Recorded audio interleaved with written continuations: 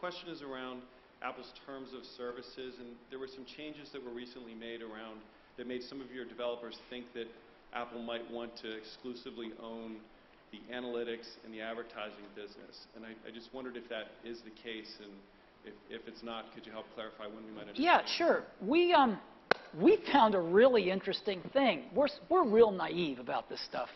So one day we read in the paper that a company called Flurry Analytics has detected that we have some new iPhone and other tablet devices that we're using on our campus. We thought, what the hell?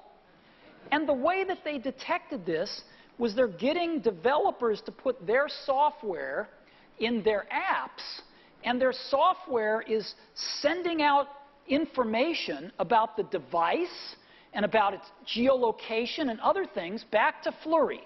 No customer has ever asked about this. It's violating every rule in our privacy policy with our developers.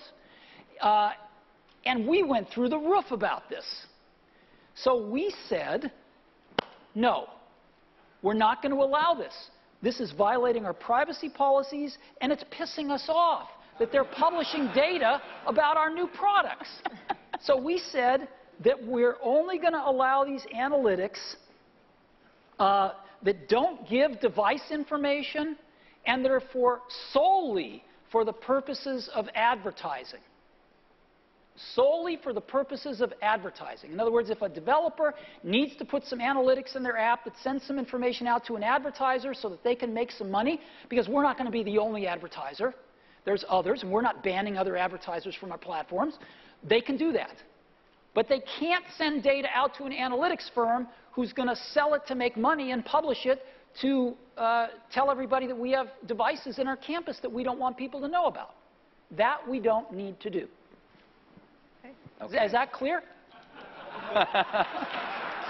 It is, but there's a valid use for an app developer wanting to know those things for their own, to make their own app better, to know where people use it, to know where it breaks. You know, that they may not have. There's no excuse for them not asking the customer whether it's appropriate to send that personal, private data to an analytics firm, which they were not doing. And secondly, after we calm down from being pissed off, then we're willing to talk to some of these analytics firms. Great. Thank you. But it's not today.